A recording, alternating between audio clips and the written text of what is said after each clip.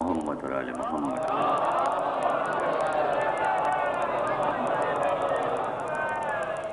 1421 کے عشرہ محرم کی امام بارگاہ شاہ نجف میں آپ حضرات 7ویں تقریر سماعت فرما رہے ہیں، قرآن میں ذکر آل محمد کے عنوان پر۔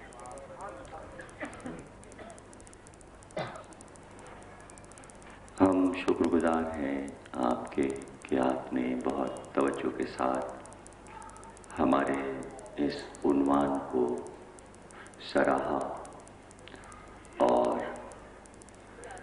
جو گفتگو ہو رہی ہے اسے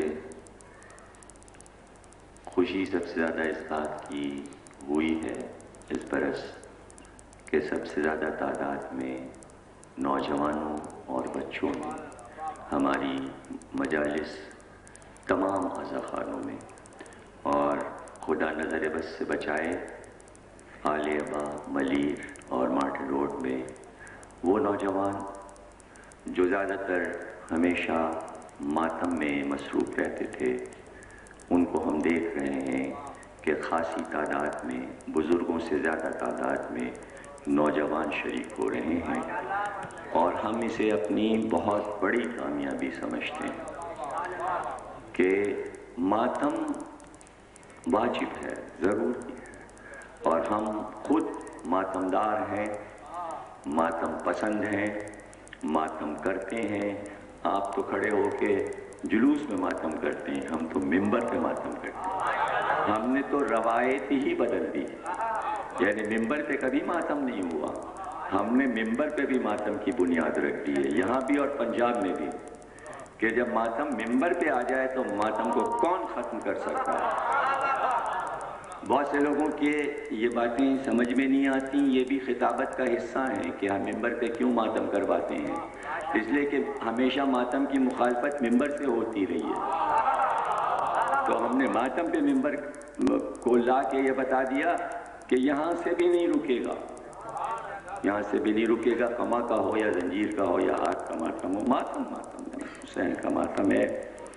اور عنوان پر خصوصاً نوجوانوں کا جھومنا اور نکات کی طرف توجہ رکھنا، یہ سب ہم جو دیکھ رہے ہیں کراچی میں، تو یہ بہت بڑا ہمارے نوجوانوں کا اور خصوصاً مارٹن روڈ کے ٹرسٹیز کی محنتیں ہیں، اور ان کا انتخاب ہے کہ ان کے سینٹر پر ماشاءاللہ نوجوان خوب تشریف لا رہے ہیں۔ قرآن میں ذکر اہل بیت ہم مسلسل وہ آیات پیش کر رہے ہیں اور ان سوروں کا ذکر کر رہے ہیں جو پورے آل محمد کی مدح میں اترے۔ کچھ تو وہ ہیں آیتیں کہ جو مختلف سوروں میں بیچ میں ترتیب پائی ہیں، لیکن بعض جیسے کہ سورہ رحمان میں نے پیش کیا کہ کل کا کل مدح میں آل محمد کی آیا، اس طرح آج میں ایک سورہ 30 آیتوں کا آپ کے سامنے پیش کر رہا ہوں۔ یہ وہ سورہ ہے کہ جس سورے کے کئی نام ہیں، اس سورے کو سورہ انسان بھی کہتے ہیں اور سورہ دہر بھی کہتے ہیں، اور یہ پورا سورہ پنجتن پاک کی مدح میں نازل ہوا۔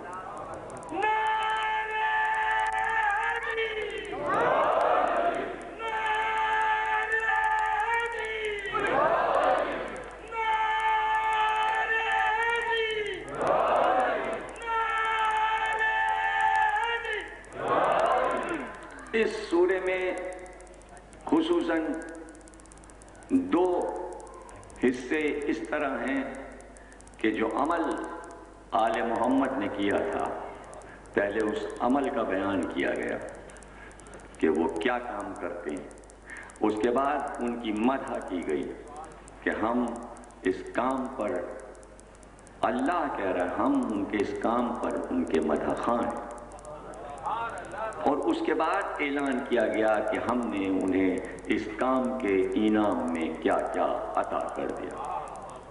اب اگر کوئی بھی مفسر چاہے کہ اس سورے میں آل محمد کے نام کو ہٹا کر کسی اور کے نام کو داخل کر دے تو ناممکن ہے، اس لیے کہ عالم اسلام میں ایسا واقعہ ایک ہی بار ہوا اور کسی نے نہیں کیا عمل اس کام پر، اور قرآن اس عمل کا ذکر کرتا ہے یوفون بالنذر، وہ اللہ کی بارگاہ میں نذر پیش کرتے ہیں،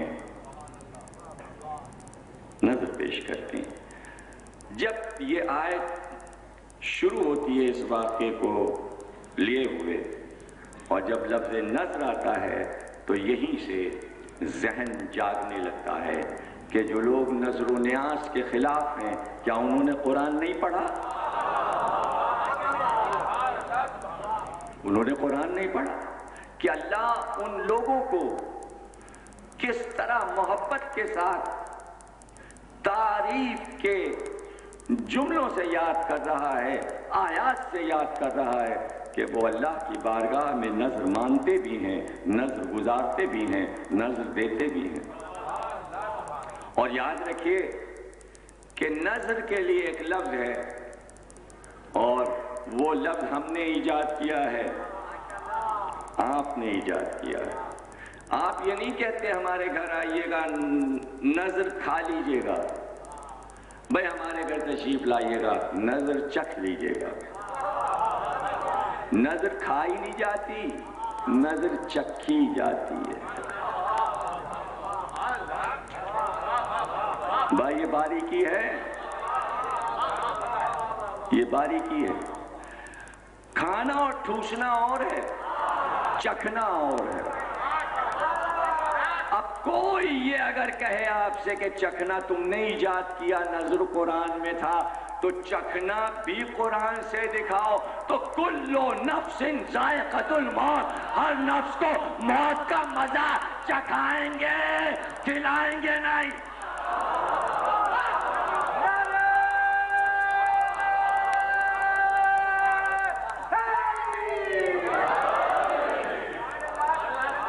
اللہ تو کہے ہم موت کا مزہ چکھائیں گے، یہاں پورے پورے مردے کھائے جا رہے ہیں، انسانوں کو انسان کھائے جا رہا ہے۔ کھانے کا مسئلہ نہیں ہے، نفس کو مزہ چکھا دیں گے۔ چکھنے کا مزہ ہی اور ہے، اور مزہ چکھا جاتا ہے، مزہ کھایا نہیں جاتا۔ اگر کھا لیا جائے تو پھر مزہ نہیں آتا۔ بھائی یہ باتیں اگر نہیں معلوم ہے دنیا کو تو گھر کی عورتوں سے تو پوچھ لے، نمک کھایا نہیں جاتا، نمک چکھا، اور صرف چکھنے سے پتہ چل جاتا ہے ہلکا ہے یا زیادہ ہو گیا۔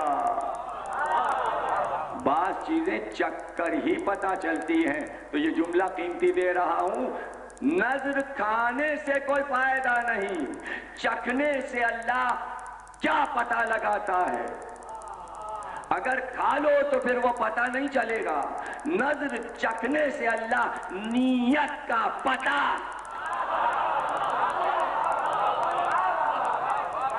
وہ نذر مانتے ہیں، یُطعمُونَ الطَّعَامَ عَلَىٰ حُبِّهِ مِسْکِینًا وَیَتِیمًا وَأَسِیرًا، وہ کھانا دے دیتے ہیں، اللہ کی راہ میں کھلا دیتے ہیں۔ کس کو؟ یتیم کو، مسکین کو، اسیر کو۔ ابھی اللہ عمل سنا رہا ہے۔ دیکھیے کھلایا ہوگا بہت سے لوگوں نے، مسکین کو بھی کھانا، یتیم کو بھی اور اسیر کو بھی۔ ذکر ایک جگہ ہے تینوں کا، جہاں ترتیب نظر آئے سورہ ان کے لیے ہے، اور یہ واقعہ صرف ایک جگہ ہے۔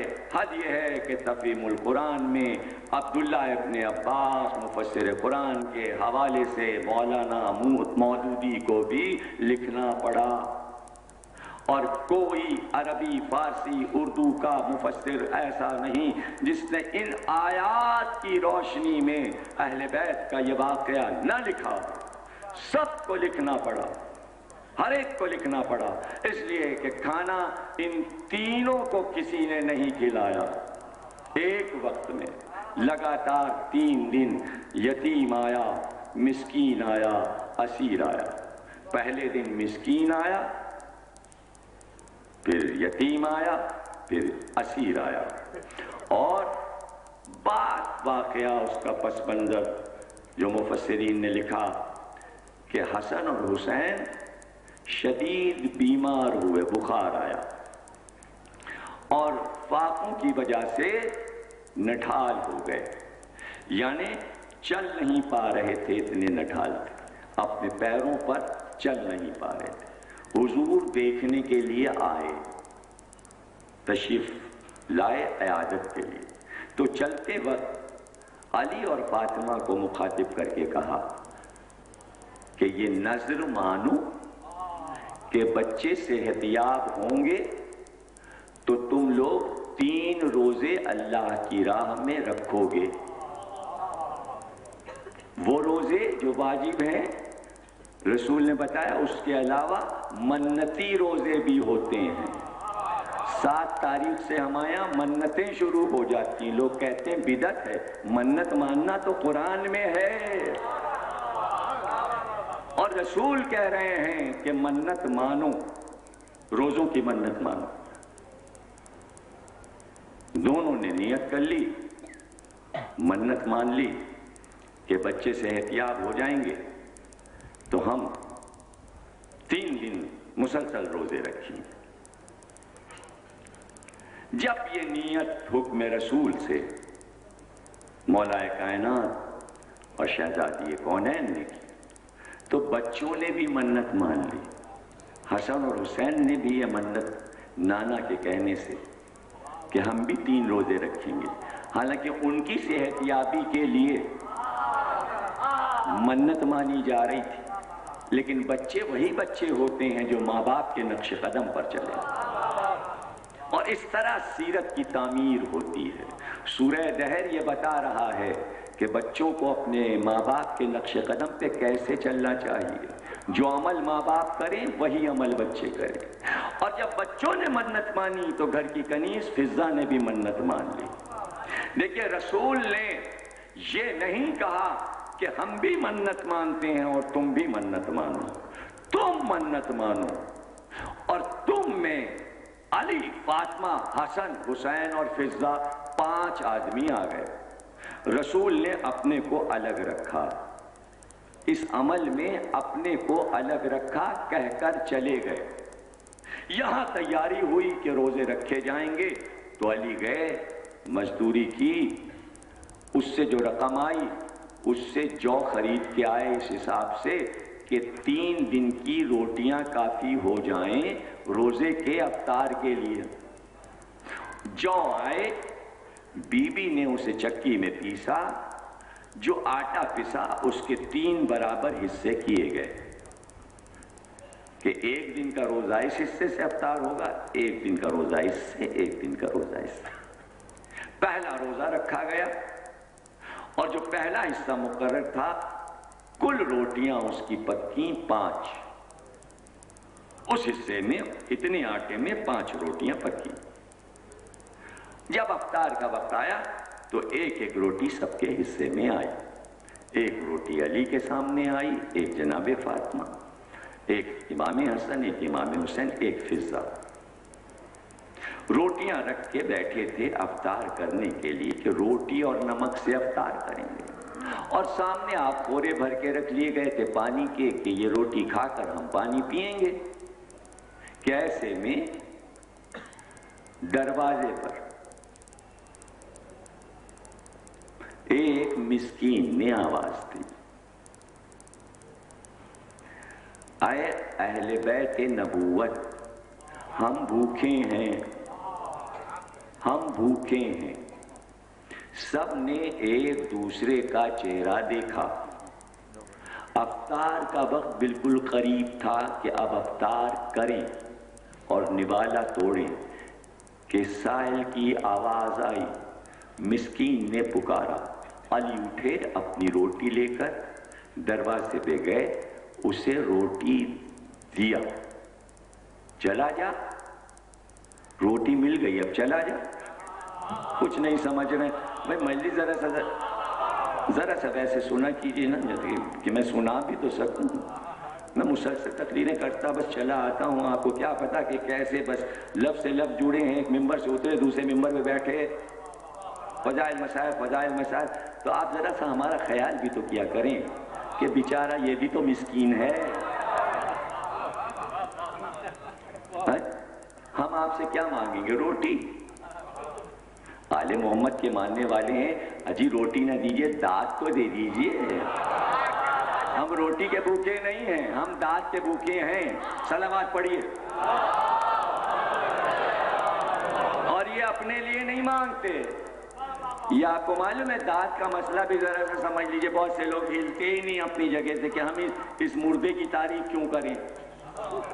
بہت سے لوگ جلتے بھی ہیں، شاید اس مجمع میں نہ ہو لیکن ہیں، تو وہ صرف سننے آتے ہیں، وہ دیکھنے آتے ہیں غلطی پکڑنی ہے، باہر جا کے پھیلانا ہے غلط کیا پڑھا۔ آپ تو محبت کرنے والے لوگ ہیں ماشاءاللہ، آپ کا کیا جواب ہے، لیکن ایسے بھی ہیں کراچی میں بہت سے، ان کا بھی میں نے بیان کر دیا۔ تو ذرا سا غور کیجئے، یہ دانت کا مسئلہ، دانت کا مسئلہ یہ ہے کہ فرشتے آتے ہیں یہاں مجلس میں، ان کو نہ نظر چاہیے، نہ نیاز، نہ پانی، نہ دودھ کا شربت۔ وہ جب واپس جاتے ہیں فرشتے کہتے ہیں کیا لائے؟ ان کا بھائی سب کے نعرے لائے ہیں، درود لائے ہیں، واہ واہ لائے ہیں، اور یہاں جب کچھ ہوئے گا نہیں تو وہ لے کیا جائیں گے؟ کیا لے جائیں گے؟ تو اس کی تعریف نہیں ہو رہی ہے، ضمیر اختر نقوی کی واہ واہ نہیں ہو رہی ہے۔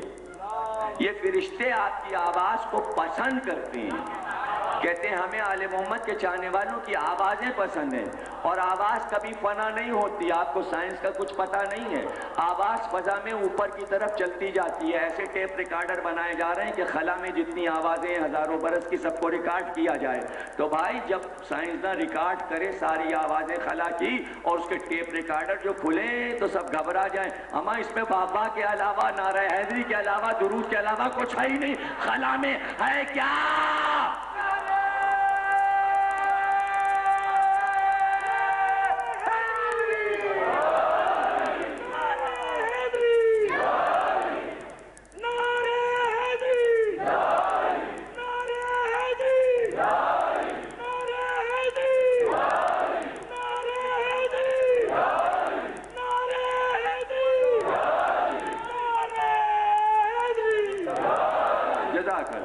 ماشاءاللہ خدا آپ کو نظر بد سے بچائے اور آپ کی تمام مرادوں کو پوری کرے۔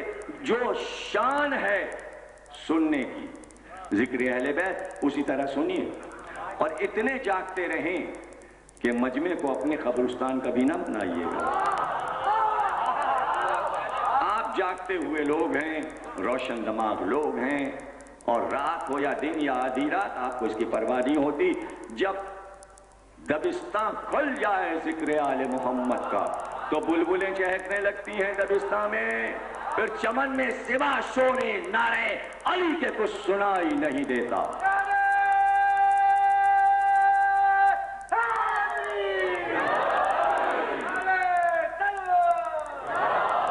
اب وہ رکا رہا کہ اتنی دیر میں فاطمہ نے اپنی روٹی اٹھائی اور نظر کی۔ بچے اٹھے، انہوں نے دیکھا ماں باپ نے اپنی روٹی بھی اس کی نظر کر دی۔ اب اس میں بار بار لفظ آ رہا ہے دی دی دی، میں یہ بولتا ہی نہیں لفظ، روٹی دی دی دی، یہ دی کا لفظ میں ممبر پہ نہیں بولتا، آپ سمجھیں نا۔ بار بار میں دیکھیے ذرا سا یہ سب بھی خطابت میں دیکھا کیجئے، بتانا پڑتا ہے کہ احتیاطیں کیا ہوتی ہیں۔ روٹی نظر کی، جہاں فاطمہ نے روٹی نظر کی تو شہزادوں نے بھی روٹی نظر کی۔ اب فضا نے دیکھا کہ ہمارے مالک، ہماری مالکہ، ہمارے شہزادوں نے، تو جناب فضا اٹھیں اور انہوں نے بھی وہ روٹی جو ان کے سامنے رکھی تھی وہ نظر کر دی۔ واپس آئے دسترخوان پر اور سب نے اپنا افطار پانی سے کیا اور پانی پی کر نمازیں پڑھ کر سو گئے اللہ کی یاد میں۔ دوسرا روزہ رات میں نیت کے ساتھ ہو گیا، دوسرا دن آیا پھر روزہ۔ اب افطار کا وقت آنے لگا تو پھر اسی طرح آٹا گوندھا، اب دوسرے حصے کو نکالا گیا تھیلی میں سے، اس آٹے کو جو کے گوندھا گیا، پھر 5 روٹیاں پکیں، پھر اسی طرح دسترخوان سجایا گیا، 5 روٹیاں سب کے سامنے رکھی۔ افطار کا وقت آ گیا، پانی سامنے رکھا کہ ایک یتیم نے آواز دی کہ میں یتیم ہوں اور بھوکا ہوں۔ 5 نے ایک دوسرے کو دیکھا، مولا علی اٹھے، روٹی نظر کر دی، باری باری سب نے اپنی اپنی روٹیاں اس یتیم کے نظر کر دی اور پانی سے افطار کیا، نمازیں پڑھی، تیسرے روزے کی نیت کی اور سو گئے۔ تیسرا دن پھر آیا، پھر روزہ رکھا، پھر افطار کا وقت آیا، پھر 5 روٹیاں پکیں اور پھر اسی طرح دسترخوان بچھا، 5 روٹیاں رکھی گئیں۔ ابھی چاہتے تھے کہ افطار کریں کہ در پہ اسیر نے آواز دی۔ اسیر یعنی قیدی نے، اسیر مانے قید نے آواز دی اور اس نے کہا ہم بھوکے، اے اہل بیت نبوت۔ باری باری سب نے اپنی روٹیاں اس کی نظر کر دی، وہ روٹیاں لے کے چلا گیا۔ فقیروں نے در دیکھ لیا، مدینے میں کوئی در ہی نہیں تھا، پتہ چلا سارے در آزمائے ہوئے تھے، سب کو پتا تھا بخیل کہاں رہتے ہیں اور سخی کہاں رہتے ہیں۔ صلوات پڑھیے گا۔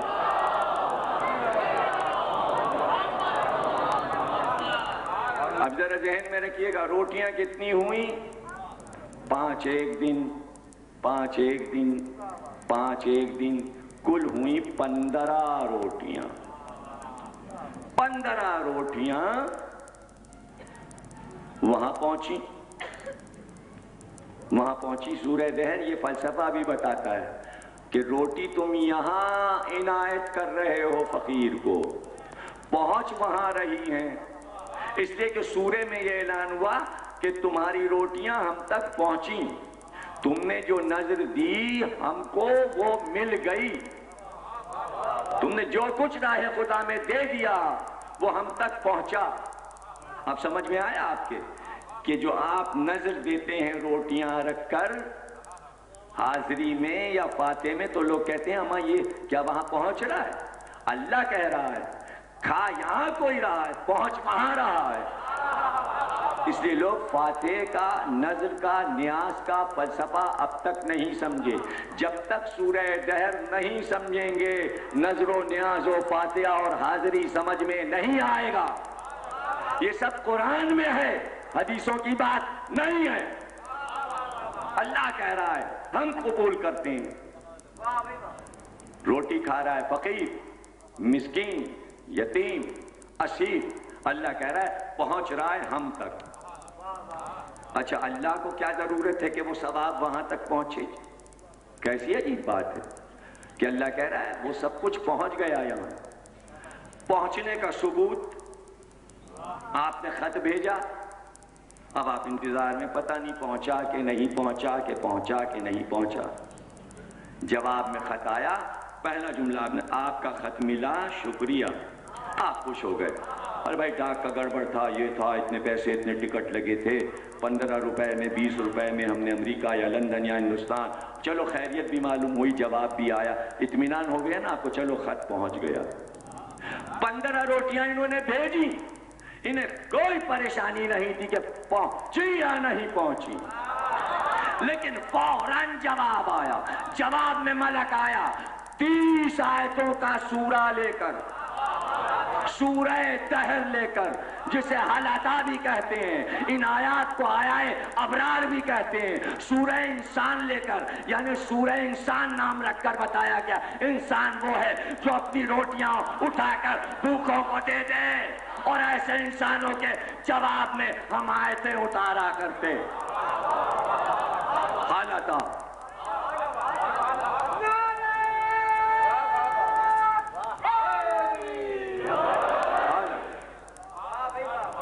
ہم نے بار بار آپ کے لیے اس بات پہ زور دیا تھا، روٹیاں کتنی؟ 15، آیتیں کتنی؟ 30۔ ڈبل کا معاملہ چل رہا ہے یا نہیں؟ مزہ تو جب ہے آپ ایک صفحے کا خط لکھیں اور آپ کا چاہنے والا جواب میں 15-20 صفحے لکھ دے تو آپ کتنے خوش ہوں گے؟ اما ہم نے ایک صفحہ لکھا تھا، اب خط پڑھے جا رہے ہیں، ختم ہی نہیں ہو رہا، کئی دن پڑھ رہے ہیں بھائی، اس میں لطف ہی کچھ اور ہے، کئی صفحے کا خط آیا ہے، اب بھی نہیں سمجھ رہے ہیں۔ اچھا اب تو میں سمجھا دیتا ہوں، حالانکہ مثال میں 2-3 دن پہلے ملیر میں پڑھ چکا، لیکن سمجھانے کے لیے اب وہاں سے مانگ رہا ہوں، کہیے گا نہیں کہ دہراتے ہیں۔ ایک مثال مانگی ہے ملیر کے اشرے سے، تو دہرا تو نہیں رہا ہوں، اپنی یہ بات سمجھانے کے لیے۔ جناب یوسف بہت خوبصورت تھے، حسین ترین، مصر کے بازار میں وہ بکے، اعلان ہوا کہ یہ بیچے جائیں گے، پورا مصر آ گیا، قیمتیں لے لے کے لوگ آئے۔ بادشاہ مصر نے اپنے وزیر خزانہ عزیز مصر سے یہ کہا تھا کہ یہ غلام ہر حال میں خرید لینا ہمارے لیے، شاہی غلام، اور اگر قیمتیں زیادہ لگ جائیں تو جتنے خزانے سب کا منہ کھول دینا۔ یہاں سوداگر نے بہت ہی چالاکی کی، اس نے کہا بھائی جب اتنی قیمت لگ رہی ہے تو ایک ترازو یہاں پر ہم گاڑے دیتے ہیں، ایک پلے میں یوسف بیٹھیں گے، دوسرے میں مال رکھا جائے گا، جب پلے برابر ہو جائیں تو وہ لے جائے یوسف کو۔ تو ایک پلے میں تھے یوسف، یہ یوسف تھوڑے تھے، یہ نبوت تھی، وہ سمجھ رہا تھا یہ عام بچہ تو ہے نہیں، یہ تھوڑے سے سکوں میں تو وزن اس کا برابر ہوگا نہیں۔ تو وزیر خزانہ نے پوری دولت منگوائی اور پلے میں بھرنا شروع کی، یہاں تک کہ خزانہ خالی ہو گیا، مگر یوسف کا پلہ بھاری رہا۔ یعنی بتایا یہ جا رہا ہے، اللہ یہ بتا رہا ہے، نبوت سونے کے سکوں سے نہیں بکتی، جواہرات سے نہیں تولی جاتی، سمجھے؟ نبوت کی محنتوں کو تم جواہرات اور سکوں سے تول رہے ہو، نہیں نہیں نہیں نہیں۔ اگر نبی یہ کہیں کہ اجر دے دو تو لوگ جواہرات نہیں لائیں گے، سکے نہیں لائیں گے، نبی اجر مانگے گا، قل لا اسألکم علیہ اجرا الا المودۃ فی القربی۔ یہ اللہ کا لفظ بتا رہا ہے، کچھ نہیں چاہیے سوائے اہل بیت کی محبت کے۔ نبی تولا جاتا ہے محبت اہل بیت سے تو پلہ برابر ہوتا ہے۔ وزن نبوت سمجھ میں آیا؟ نبی نے چاہا کہ اپنا وزن بتائے، کہا تو وزن کر لینا، پلہ برابر ہو جائے گا۔ قربا کی محبت کتنی بڑی دولت ہے، قربا کی محبت جواہرات سے افضل ہے، دولت سے افضل ہے۔ تو اس لیے اتنی قیمتی چیز ہر ایک کے سمجھ میں بھی نہیں آتی، جو قیمتی لوگ ہوتے ہیں وہی سمجھتے۔ آپ ہمارے لیے کتنے قیمتی ہیں یہ ہم ہی جانتے ہیں، اس لیے کہ آپ دل میں قیمت لیے بیٹھیں جس کی کوئی قیمت نہیں ہے، جس کی کوئی قیمت نہیں ہے، زمین و آسمان میں قیمت نہیں۔ محبت کی قیمت بھی کہیں ہوتی ہے، درود پڑھیے گا۔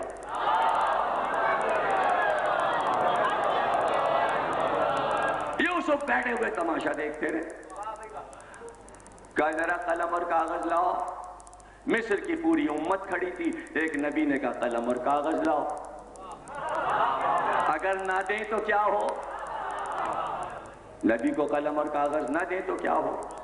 پوری امت کو معلوم ہے کہ اگر نہیں دیں گے تو مسئلہ حل نہیں ہوگا، دونوں پلے سمجھ میں نہیں آئیں گے۔ پھر نہیں سمجھے آپ نبی کیا کہہ رہا تھا ہمارا؟ تم میں دو گراں قدر چیزیں چھوڑ رہے ہیں، ثقلین، ثقلین کے معنی ہے دو برابر کی چیزیں، قرآن اور اہل بیت۔ لاؤ قلم اور کاغذ تاکہ سمجھا دیں دونوں برابر کیسے ہیں۔ تو کیا ہوا؟ سمجھ ہی میں نہ آیا۔ اگر دے دیتے قلم اور کاغذ تو نبی لکھ دیتے کہ کیا ہوا، تو نسخہ تو سمجھانے کا کیمیا کا قلم اور کاغذ میں تھا۔ مصر کے لوگ کافر تھے مگر مسلمانوں سے بہتر تھے، دوڑ کے قلم کاغذ لے آئے کہ سمجھائیے کیا بات ہے۔ تو اب تک سمجھ میں آ رہا ہے مصر والوں کے، اس لیے کہ قلم کاغذ دے دیا۔ جیسے ہی قلم اور کاغذ آیا ایک پرچہ لیا یوسف نے، اس پہ لکھا بسم اللہ الرحمن الرحیم، اور کہا اس ترازو کے پلے میں رکھ دو۔ اس ترازو کو پلے میں جیسے ہی وہ آیت قرآن کی ایک چھوٹی سی آیت رکھی گئی، پلے برابر ہو گئے۔ عزیز مصر یوسف کو لے گیا، وزن معلوم ہو گیا، یوسف کا وزن قرآن کی ایک آیت کے برابر ہے، یوسف ایک نبی کا وزن قرآن کی ایک آیت کے برابر ہے۔ زہرا کی پکائی ایک روٹی کا وزن کیا ہے؟ 15 روٹیاں گئی تھی، 30 آیتیں آئیں، جب وہاں تولا گیا تو ایک ایک روٹی 2 آیتوں کے برابر ہوئی۔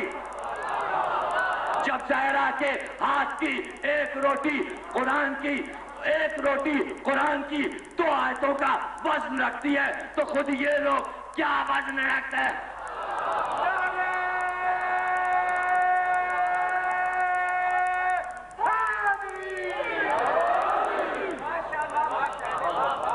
اللہ نے تولا 30 آیتوں کا سورہ، سورہ دہر، سورہ انسان، حالتا جب سورہ آیا تو اس میں یہ اعلان ہوا سیکم مشکورا۔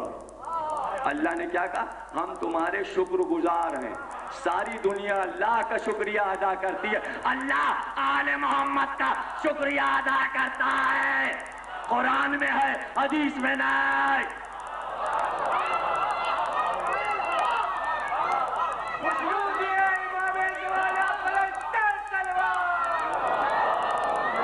ہم تمہارے مشکور ہیں، سیکم مشکورا، تمہاری اس کوشش کے مشکور ہیں، جبکہ تم جان کر یہ کام اس لیے نہیں کر رہے ہو کہ تمہیں کچھ چاہیے، چونکہ تم نے کچھ نہیں چاہا، اس لیے اب ہم نے تمہیں سب دیا۔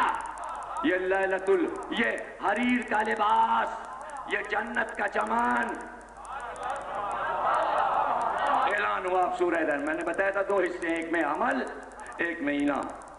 اب سورہ دہر کو پڑھیے تو اتنا خوبصورت سورہ ہے کہ اس میں اللہ گناتا ہے ہم نے کیا کیا دیا۔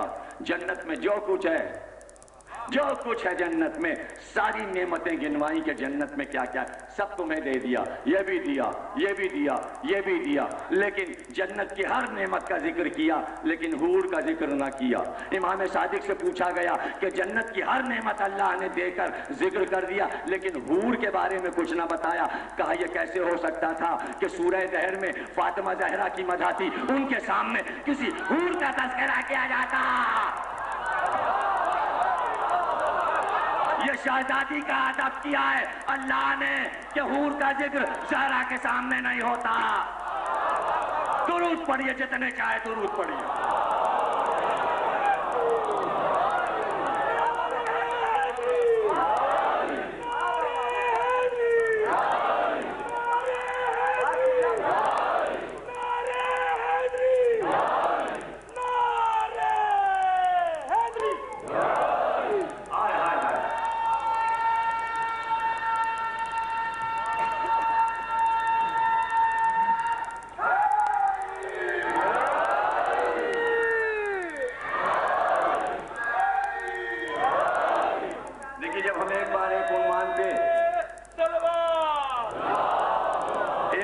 پہ ہم بول دیتے ہیں تو سمجھ لیجئے کہ دل بھر کے بول رہے ہیں، اس لیے کہ پھر ہم دہراتے نہیں۔ پھر جب عنوان اٹھاتے ہیں تو پھر کچھ اور ہو جاتا ہے، پھر اس کی دوسرے رخ سے گفتگو ہونے لگتی ہے۔ تو جو میں نے کہا کہ اتنے عنوانات پہ ہم نے تقریریں کی، آج اس کی لسٹ انڈیکس چھپ کے آ گئی ہے، لیکن وہ مفت میں نہیں بٹے گی۔ 5 روپے کی انڈیکس ہے، یہ پتہ لگانے کے لیے کہ ہم کتنے عنوانات پہ تقریر کر چکے آپ کو لسٹ پڑھنا پڑے گی، اور لسٹ پڑھنے کے لیے 5 روپے خرچ کرنا پڑیں گے۔ اور کتابیں حسن کاظمی صاحب کے پاس ہیں، مارٹن روڈ کے آفس سے آپ 5 روپے دے کے لسٹ لیں گے، وہ پیسے جو آپ دیں گے وہ میری طرف سے مسجد کا نذرانہ ہے۔ دیجئے یا نہ دیجئے، صلوات پڑھیے۔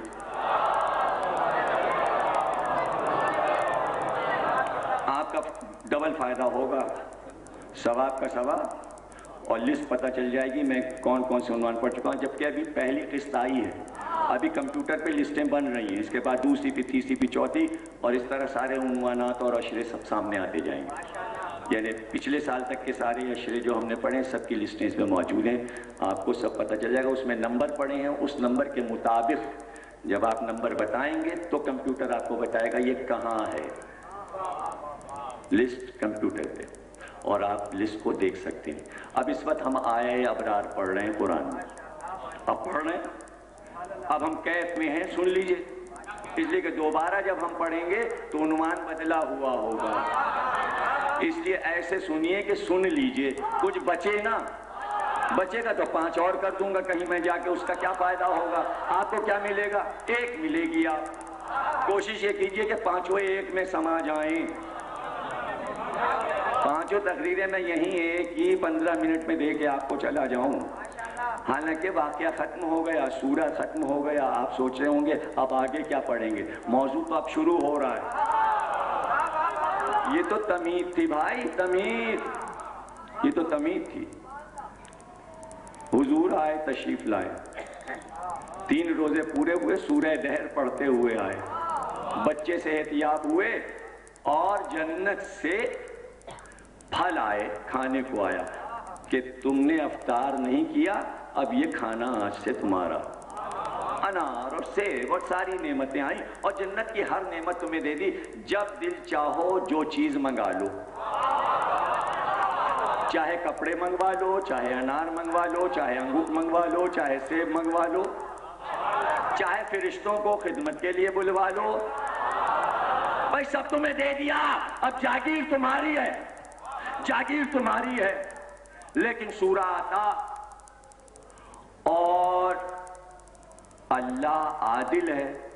لوگوں نے دیکھا محمد کے گھر والوں کی اللہ نے تعریف کی, علی, فاطمہ, حسن اور حسین. حالانکہ جو عمل آل محمد نے کیا برابر کے حصے دار فضہ بھی ہے. بھائی 1 روٹی سب نے عنایت کی ہے تو 3 اس میں فضہ کی ہیں. 3 روٹیاں سب کی ہیں, 3 روٹیاں علی کی, 3 فاطمہ کی, 3 حسن کی, 3 حسین کی, 3 فضہ کی, تبھی تو 15 ہوئی ہیں. 3 روٹیاں سب کی ہوئی, 5 کی 3 ہوں گی, 5 تیائی. ارے سیدھا سا حساب ہے, پہاڑا میں پڑھواؤں گا آپ کو کیا. تو 3 روٹیاں اگر امامت کی ہیں, عصمت کی ہیں, تو 3 روٹیاں کنیز کی بھی ہیں.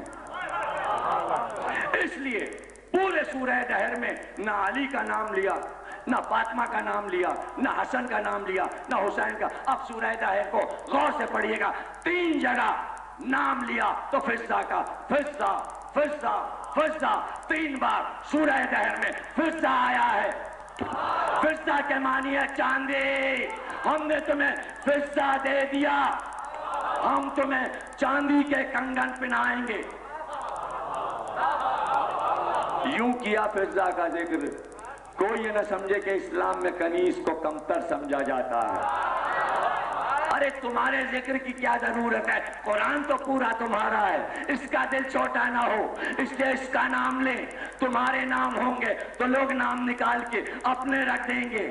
فضہ کی جگہ کوئی دوسری ہے ہی نہیں جو اپنا نام رکھ. فضہ کا نام کوئی قرآن سے نکال نہیں سکا. سورہ دہر میں 3 جگہ, ایک ہی سورے میں 3 جگہ فضہ کا نام, 3 مقامات فضہ فضہ فضہ. اب ذرا سا غور کیجئے گا, روٹیاں 15 گئیں, جواب میں کیا ملا؟ جاگیر جنت. اس لفظ کو استعمال کر لیجئے اس لیے کہ دوسرا لفظ نہیں ہے.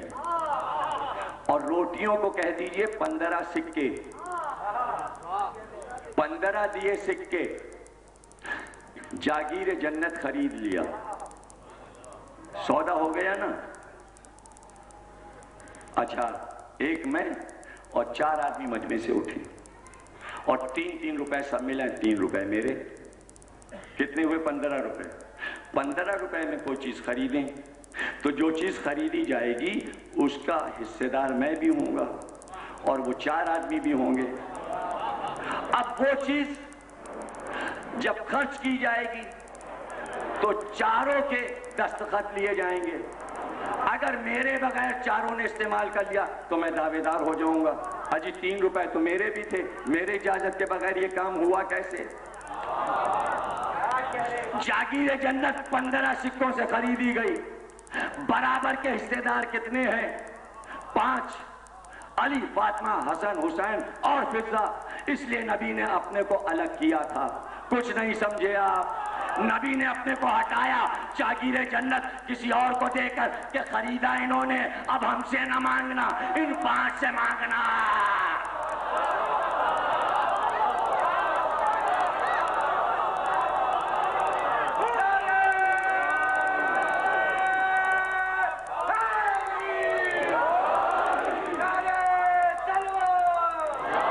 جزاک اللہ. کیا نورانی مجمع ہے اور کس شان سے آپ سن رہے ہیں. سنتے جائیے. اب جاگیر کے حصے دار 5. اب دنیا پکارتی رہے یا رسول اللہ جنت میں لے چلیے. رسول اللہ کیا کہیں گے؟ ارے بھائی ہم تو الگ ہٹ گئے تھے, ہم تو نیلامی لگوا چکے تھے جنت کی. اب جس نے بڑھ کے خرید لیا اس سے جا کے کہو جو حصے دار ہیں, جاؤ ان کے پاس جاؤ, اب وہ دے دیں, وہ تمہیں جنت میں لے جائیں تو ان کا احسان. تو حصے داروں میں 4 تو رکھے رسول اللہ نے معصوم اور 1 رکھا غیر معصوم. کچھ سمجھے بھی؟ کیوں رکھا؟ اس لیے رکھا کہ مزاج کو دیکھا. معصوم 4 مزاج ایک طرح کے, اس لیے کہ یہ چاروں معصوم رحمت للعالمین کی اولاد کی طرح ہیں, اولاد ہیں. تو جو مزاج رحمت کا وہی ان چاروں کا. رحمت کی عادت ہے معاف کر دینا.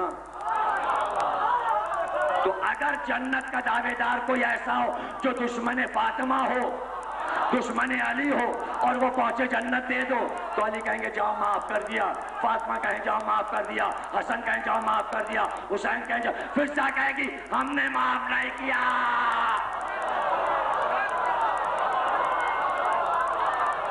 ہم نے معاف نہیں کیا. اب کیسے جائے گا؟ چاروں کہہ بھی دیں اور 1 نہیں کر دے تو چاروں کو نہیں کرنا پڑے گا, برابر کے حصے دار ہیں. خوب سن رہے ہیں ماشاءاللہ, سنتے رہیے. 5 برابر کے حصے دار. اب رسول نے فضا کو کیوں حصے دار بنایا یہ بھی سن لیجئے. اس لیے کہ رسول سے لے کر کربلا تک فضا ہر جرم, ہر ظالم کا چہرہ پہچانتی ہے, ہر ایک کا جرم پہچانتی ہے.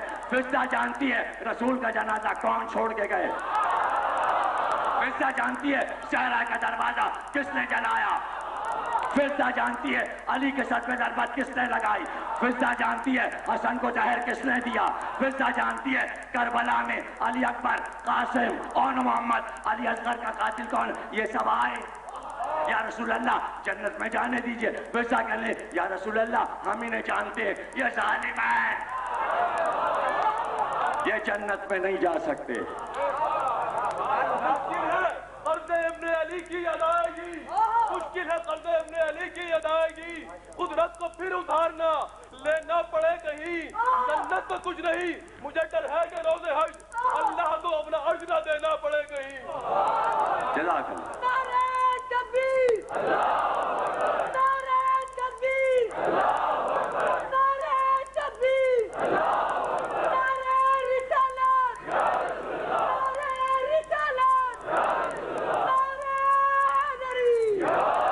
فضا حصہ دار ہے, اور فضا اگر جنت کے دروازے پہ کھڑے ہو کر ایک ایک کا جرم بتائے, میں اسے پہچانتی ہوں کون ظالم ہے, میں اسے پہچانتی ہوں کون ظالم ہے.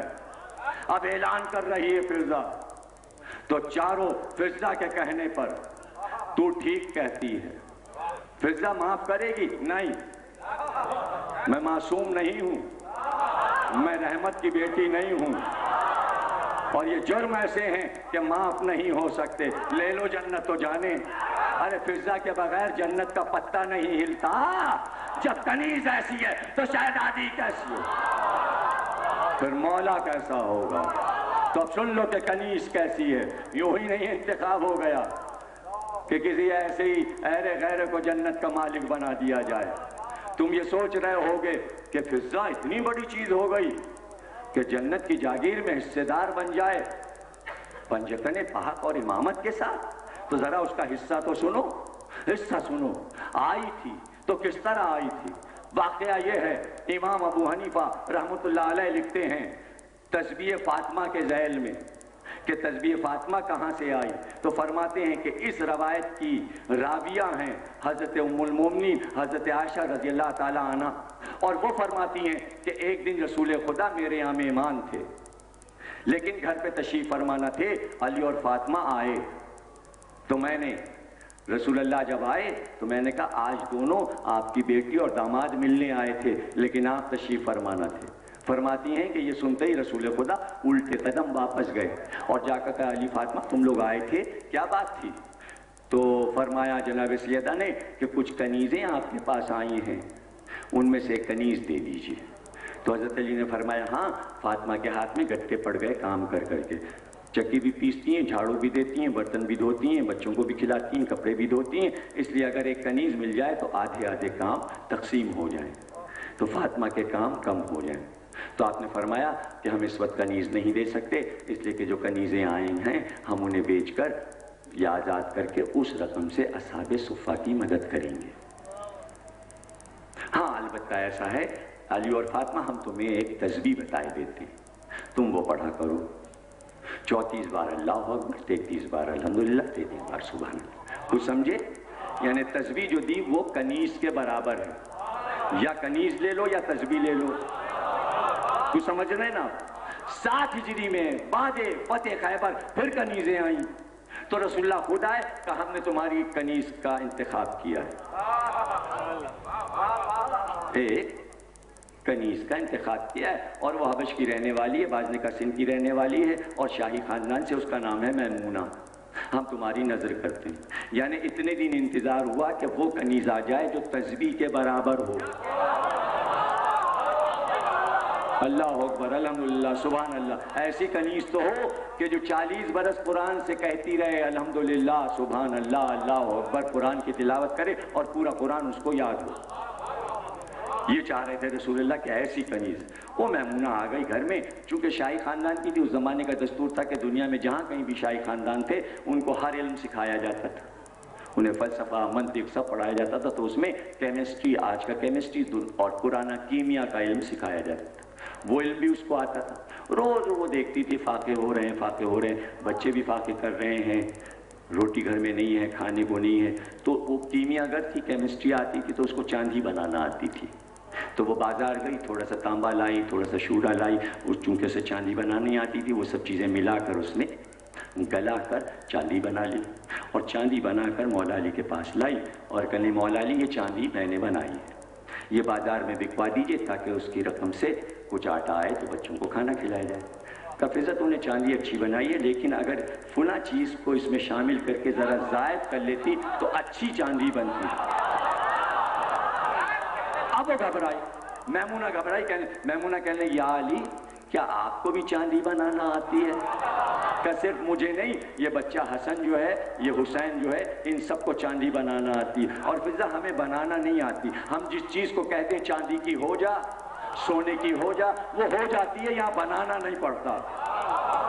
بھائی بہت غور سے سنیے گا، بس یہاں سے تقریر خاتمے کو کون فضا ذرا دیکھ تیرے قدم کے نیچے کیا ہے؟ اب جو جھکی اس نے دیکھا ایک دریا بہ رہا ہے چاندی کا، چاندی سیال دریا بہ رہا ہے، چاندی بہ رہی ہے لہروں کی شکل میں۔ کفیزہ اب اپنی چاندی اس میں ڈال دے، اس میں پھینک دی، چشمہ بند ہو گیا۔ اب وہ سوچنے لگی، کیا سوچے گی وہ؟ نہیں سمجھا؟ اب وہ یہ سوچنے لگی یہ چاندی بناتے نہیں، اور چاندی ہمیں بھی بنانا آتی ہے، یہ جس چیز کو کہتے ہیں وہ چاندی اور سونا ہو جاتی ہے، وہ کون سا نسخہ ہے کہ یہ کہہ دیتے ہیں تو ہو جاتی ہے؟ اب ہمیں وہاں تک پہنچنا ہے۔ اتنی عبادت کی، اتنی عبادت کی، اتنی عبادت کی، راز جان گئی کہ بنانا اور ہے اور دیکھ کر کہہ دینا اور ہے۔ کو سمجھ رہے ہیں نا آپ؟ اب نہیں بولتی کہ فاقہ کیوں ہو رہا ہے۔ اب زہرا نے کہا یہ چادر لے جا، گروی رکھ دے، شمون یہودی کے پاس جا، جو لیا۔ اب شکوہ نہیں کرتی، چادر لے کے جاتی ہے، شمون سے کہتی ہے چادر رکھ لو، جو دے دو، گیہوں دے دو۔ اب کچھ نہیں کہتی یہ سب کیوں ہو رہا ہے، یہ فاقے کیوں ہو رہے ہیں۔ اب ریاضت کرتے کرتے یہ منزل آ گئی کہ ایک دن چادر لے کے بی بی کی گئی شمون کے پاس۔ شمون کہنا فضا بہت دن سے تو اس گھر میں دیکھ رہی ہے فاقے ہو رہے ہیں، میرے یہاں آ جا، میں تجھے سونے کے کنگن پہنا دوں گا، میری کنیزی کر لے، یہاں دولت بھی ہے، سونا بھی ہے، چاندی بھی ہے، جواہرات بھی ہیں۔ ایک بار جلال میں آئی کہ کیا بات کرتا ہے سونے چاندی کی؟ میرا مولا علی وہ ہے، اگر تیرے گھر کی دیوار کو کہہ دے تو وہ سونے کی ہو جائے۔ گویا ریاضت پر پہنچ گئی ہے، آج امتحان کا دن۔ اگر میرا مولا کہہ دے تو شمون تیرے گھر کی یہ دیوار سونے کی ہو جائے۔ شمون کہنے لگا تیرا مولا ایسا ہے کہ صرف مولا نہیں میں کہہ دوں، میں کہہ دوں، اتنا کہا تھا کہ میں کہہ دوں تو بس اشارہ کیا تھا کہ دیوار سونے کی ہو گئے۔ فضہ نے اشارہ کیا تھا لیکن راز پا گئی۔ اس لیے ذکر اہل بیت سنتے ہیں کہ سارے راز تو معلوم ہو، نہ معلوم کتنے اس مجمع میں بیٹھے بیمار آئے کہتے ہیں جاؤ شفا ہو گئی، ہو گئی۔ کتنے اس مجمع میں بیٹھے ہیں کوئی آئے جی نوکری نہیں ملتی، جاؤ مل گئی۔ یہ ہے ذکر اہل بیت سننے کا اثر۔ اس منزل پہ پہنچو تو ہے معرفت کی منزل، اس لیے سناتے ہیں اس معرفت کے ساتھ۔ سمجھ رہے ہیں میری باتوں کو؟ ابھی فضہ نے کہا تھا، شمون نے دیکھا پورے گھر کی دیوار سونے کی ہو گئی۔ علی پیچھے سے آ گئے، شانے پہ ہاتھ رکھا، کہا فضہ آج کے بعد نہیں۔ بھائی سمجھ گئے؟ یعنی تو اس منزل پہ پہنچ گئی مگر آج کے بعد نہیں۔ تو اس دن کے بعد پھر فضہ نے اشارہ نہیں کیا کسی دیوار کو، مطلب بس یہ دیکھنا تھا فضہ کو میں اس منزل پہ پہنچ گئی یا نہیں۔ اب انعام تو ملنا چاہیے، منزل تو وہ پالی کہ جاگیر جنت کی حقدار ہو جائے، سمجھنا نا؟ اب انعام پتہ چلے۔ جب وفات رسول کا وقت قریب آیا تو سب کو بلایا، سب سے آخر میں فضہ کو بلایا، کہا فضہ کو بھی میرے پاس لاؤ۔ فضہ آئی، کہا فضہ تو نے میرے بچوں کو پالا، یہ بہت بڑا مرتبہ ہے۔ تو نے میری بیٹی فاطمہ کی خدمت کی، اس گھر میں جھاڑو دیا ہے، تو نے صفائی کی ہے، برتن دھوئے ہیں، تو نے چکی پیسی ہے۔ مانگ فضہ کیا مانگنا چاہتی ہے؟ دو عالم کا بادشاہ، کائنات کا مالک یہ کہے کہ مانگ کیا مانگنا چاہتی ہے تو زمین پیروں کے نیچے سے نکل رہی ہوگی۔ فضہ کیا مانگ لے گی؟ کیا مانگے گی؟ رسول اللہ نے کہا تین باتیں جو چاہے مانگ لے، میرے خدا نے اذن دیا ہے کہ محمد فضہ کو تین چیزیں عطا کر دیجئے۔ فضہ نے کہا اچھا رسول اللہ مجھے اب چاہیے کہ آپ کے گھر میں، لیکن آپ کہتے ہیں کہ اذن پروردگار ہے تو میں مانگتی ہوں، میں مانگتی ہوں، تین چیزیں میں مانگتی ہوں۔ کہا یا رسول اللہ ایک تو یہ کہ میری عمر اتنی طویل ہو کہ میں واقعی کربلا دیکھوں۔ یہ سننا تھا کہ ایک بار رسول اللہ نے کہا تجھے کیسے علم، تجھے کیسے یہ لفظ پتا چلا؟ رسول کو معلوم ہے لیکن کہلوانا چاہتا کہ میری بیوی جب کام سے تھک کے بیٹھ جاتی یا سو جاتی تو صحن میں بھی بیٹھ جاتی، تو میں روز برسوں میں نے یہ دیکھا کہ جب زینب اور حسین چھوٹے چھوٹے 5 اور 6 برس کے اکٹھا ہو کے بیٹھتے تو آپس میں کچھ باتیں کرتے تھے، تو ان کی باتیں میرے سمجھ میں نہیں آتی تھی کہ دونوں آپس میں کیا باتیں کرتے ہیں، لیکن ایک لفظ میں بار بار سنتی تھی اور وہ لفظ مجھے یاد ہو گیا، دونوں بھائی بہن کربلا کربلا کربلا کہا کرتے تھے، تو میں سمجھ گئی کوئی ایسا واقعہ ہونے والا ہے کہ ہم نے اس نے پروردگار سے تجھ کو عمر دے دی۔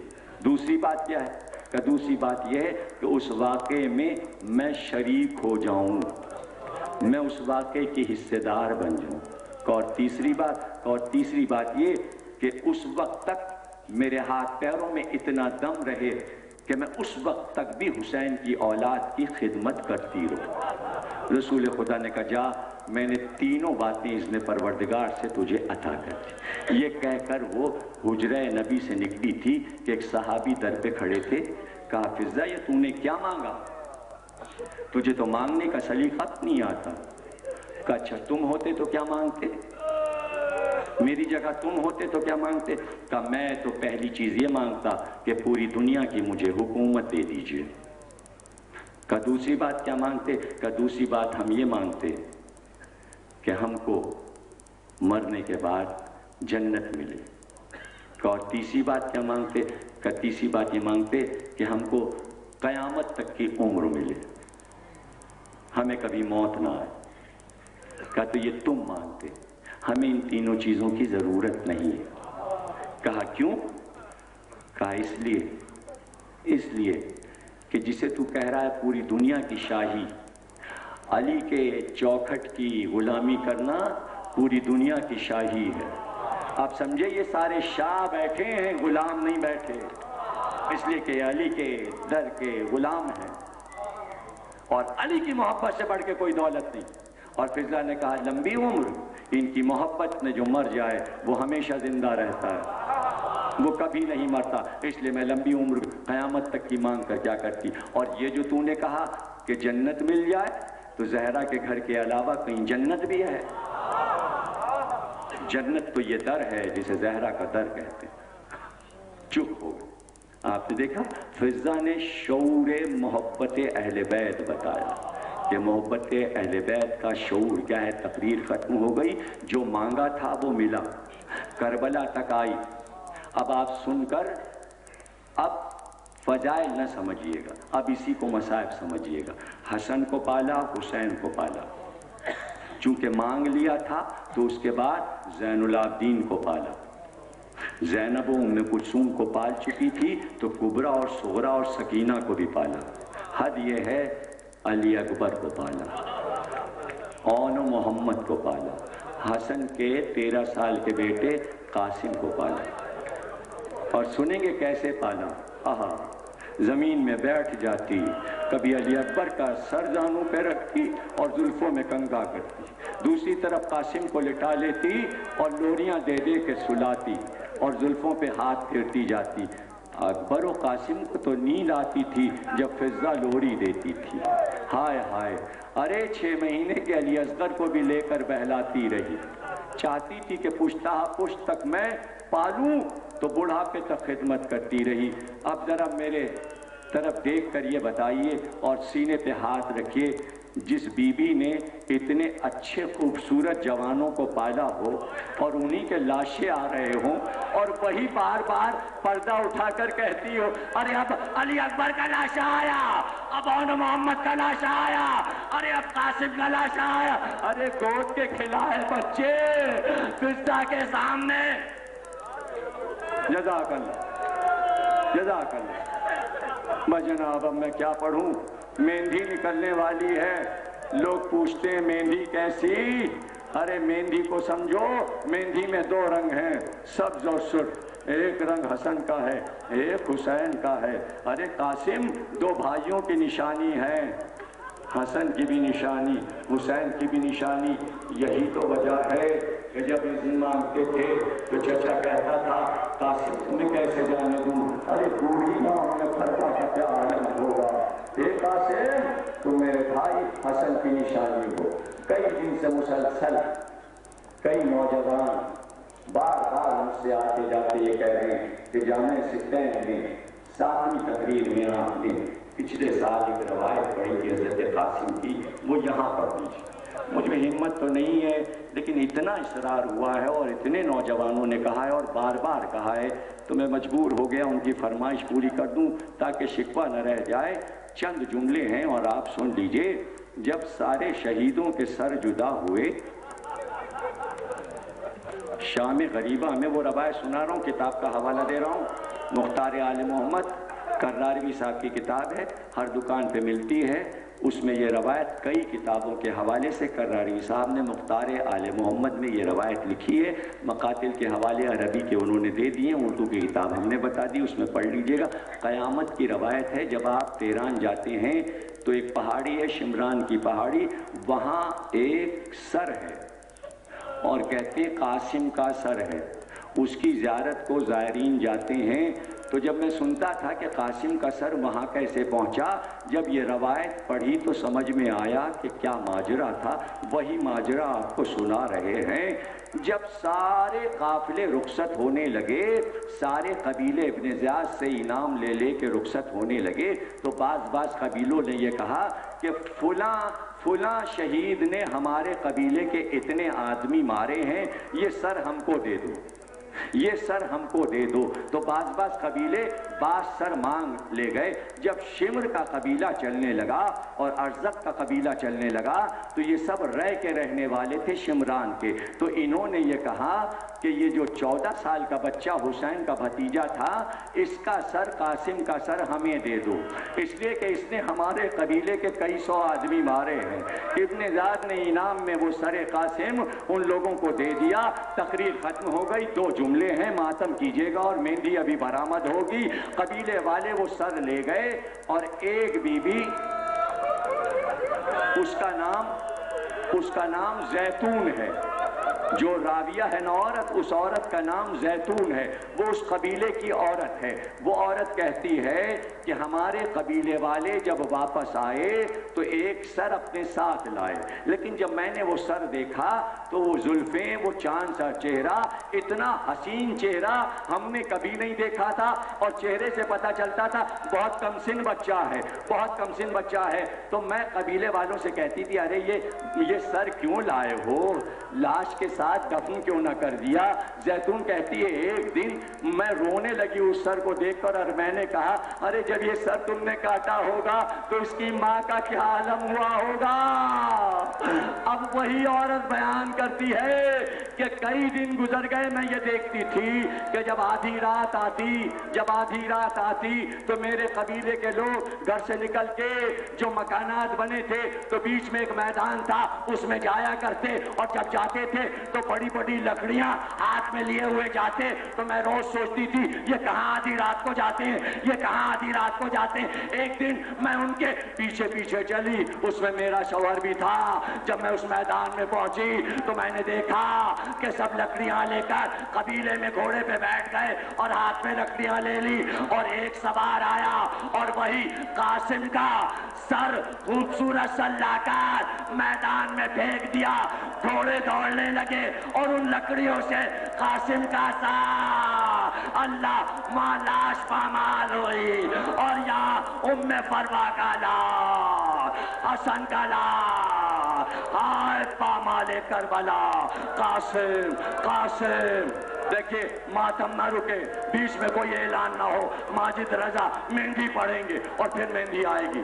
ماتم کریے، ہائے قاسم، وائے قاسم، ہائے قاسم، دولہا قاسم۔